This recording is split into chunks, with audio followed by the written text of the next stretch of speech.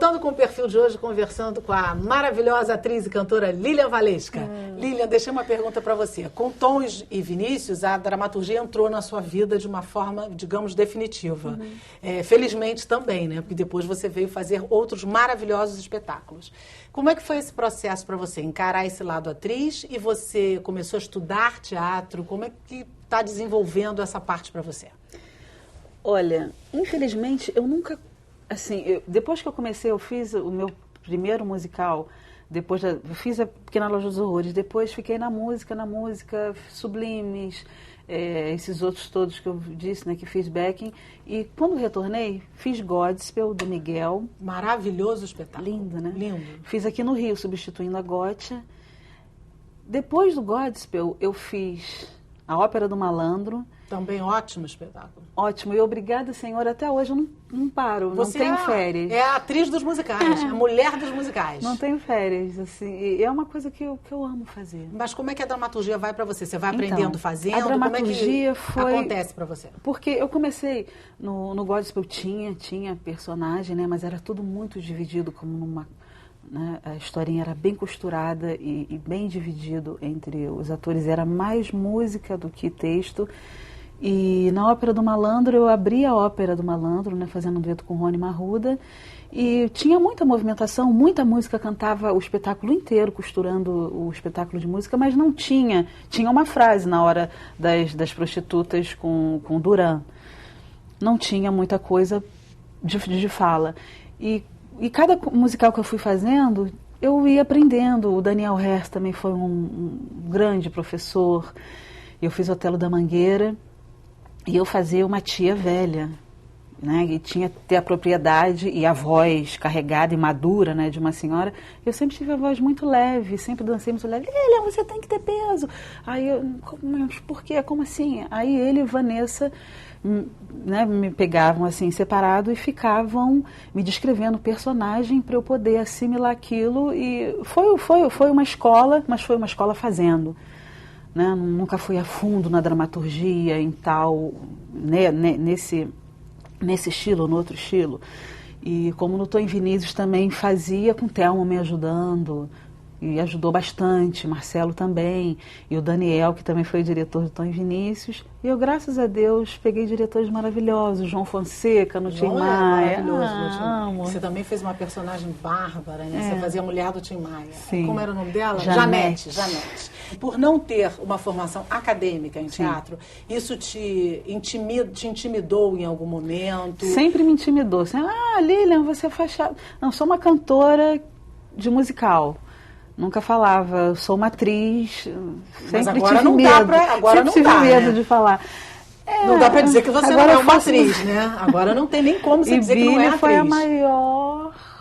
Billy, você se consagrou, eu acho, né? Foi um divisor de águas na tua história. Foi... Janete foi importantíssimo, também foi outro. Mas Billy foi sensacional. Mas antes da gente chegar na Billy... Janete era Durante um musical de 3 horas do Tim Maia, a Janete tinha o quê? 10, 15 minutos, né, de musical. Mas era muito marcante, né? Eu fui semana passada fazer um espetáculo em Belo Horizonte, num teatro onde já tinha feito Tim Maia. E assim, consecutivamente, a gente vai passando, né, nos mesmos teatros. Vai voltando, né? Vai voltando. E ela... Janete! Ela vem falar comigo, assim, lembrando da personagem. Então eram 15 minutos, né? Fora as músicas, que fazia vários duetos com o Tiago Abravanel, depois com o Danilo de Moura fazendo Tim Maia. Mas era né, o João sempre te ajuda a chegar num tom assim, né? Ele é muito humano, né? E o espetáculo do Tim Maia era muito visceral, né? Muito. Até porque a música do Tim Maia é uma música... Ele tinha uma história interessante para contar, porque é uma história que dramaturgicamente é um espetáculo, né? Porque tem altos e baixos incríveis. E, sobretudo, porque a música dele é uma música fortíssima. Não há quem não conheça ou não... Até hoje. Até hoje. Eu vim para cá até hoje. E estava tocando. Sempre, o tempo todo. Azul da cor do mar. Verdade. E eu acho que o João te presenteou, de certa forma, porque a tua Obrigada, personagem... A tua personagem era forte. Era. cantando, e na dramaturgia tinha momentos muito bacanas, que eu acho que você desenvolveu muito legal aquilo ali. Eu queria te saber uma coisa de você. Como a gente está falando, você não fez escola de teatro. Então você não aprendeu a lição 1, 2 e 3, é assim que vai para o personagem, não é assim que vai. Então como você chega nos seus personagens? Qual que é o teu critério? Olha, como eu já te disse, eu fui muito ajudada por diretores que eu dei a sorte de ter passado na minha vida e de sempre fazer os musicais onde tinham os diretores, né, top, Miguel Falabella, João Fonseca, Daniel Herz, Charles Miller, Cláudio Botelho, foram esses que eu vim fazendo. E eles sempre me ajudavam muito, o elenco sempre me ajudou muito, sabe? Miguel é um diretor prático, também muito sensível e visceral. E os amigos sempre me ajudaram. No Império que eu fiz do Miguel, que era lindo, né? As músicas eram um deslumbre do Josimar. E tinha uma hora que eu tinha que morrer cantando e cantar morrendo. Eu falei assim, como é que eu vou fazer isso? E como tinham muitos atores, a gente tinha pouco tempo de ensaio e o Miguel era muito solicitado, aí tinha horas que eu falei assim, Isabela Bicalho, como é que eu faço para cantar morrendo, para morrer cantando? E a Estela Miranda também fazia a Carlota Joaquina, e eles foram me ajudando, né? Eram pessoas que tinham mais propriedade para isso, e o elenco sempre ajuda muito. Eu sempre fui muito agraciada. Bons colegas ajudam bastante, né? E diretores maravilhosos. Mas quando o texto chega para você? Quando o texto chega para mim, eu decoro, tento compreender a essência do personagem. Eu acho que eu sempre fiz com o coração. E sempre deixando em primeiro plano o que essa música quer dizer. Eu tenho que cantar essa música suave, eu tenho que cantar ela forte, ela é dramática, então vamos colocar num tom mais grave, mesmo que não fique com a minha voz, com os agudos, oh, nossa, que agudo, mas eu sempre quis deixar em primeiro plano eu estar servindo aquela música ou aquela personagem. Eu até busco como era, e na Janete não tinha traços nenhum, eu perguntava para quem escreveu, né, o Nelson Mota, e Janete, como? Não tinha muito contato, não lembro, não sei. Aí eu fui fazendo do jeito que você imaginou que do jeito que eu imaginei, né? Você tinha um contexto dela, encarava ele, né? Porque você já tinha um contexto dela, então você foi traçando praticamente a seu modo, só né? teve uma amiga ou parente, eu nem lembro que foi assistir.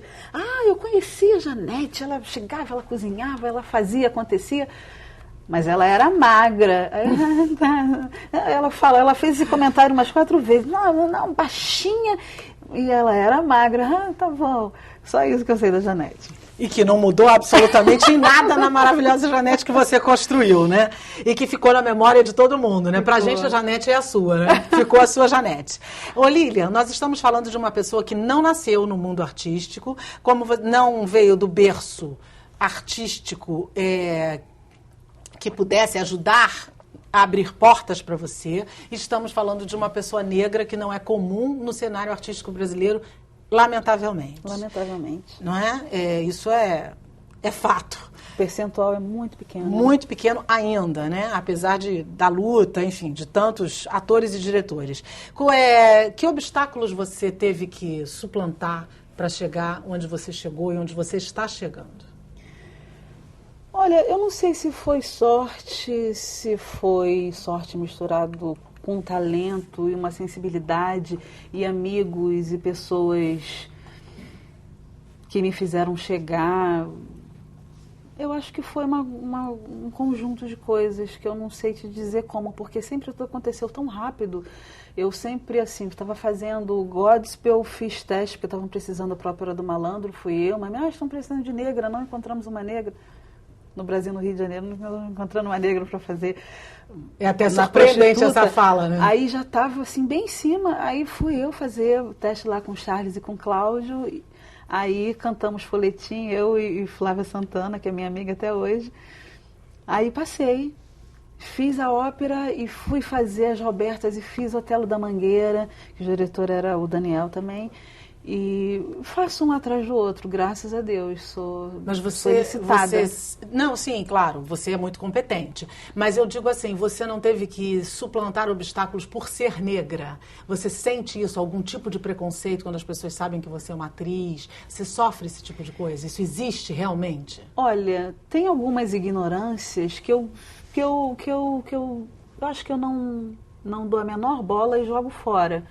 Eu acho que se teve, eu fiz isso. Se houve, eu fiz isso. Mas eu acho que em quase todos tiveram... As Robertas eram 4 mulheres. Eu era uma delas. Era negra e nunca teve problema. Como eu acho que não haveria problema em inúmeras peças que não acontece de ter uma atriz negra que não tem um perfil, que tem que ser lourinha, ou que tem que ser morena, ou que tem que ser ruiva, que podiam ter muito mais, né? Exatamente. O que você acha que ainda é possível se fazer para se abrir mais caminho para os atores negros, que, como a gente está dizendo, ainda é um percentual muito pequeno num país chamado Brasil? Eu acho que abrir a mente, uma questão preconceituosa também, né? E muita gente acha que noção, não, porque tem que ser essa pessoa e tem que ser bonitinha, porque é esse que chama público. Eu não sei se eles se pensam dessa maneira. Às vezes eu acho que sim, às vezes eu acho que não. Mas eu acho que tem que haver um exercício, né? Porque eu tenho amigo que fala, eu não sou chamado para nada. A gente tem que se exercitar para poder aprender, né? Na TV é um outro veículo. Eu estava gravando Malhação, uma novela, e fui convidada para fazer a mãe de um menino que sumia. E, não, Lilian, tá muito teatral, menos.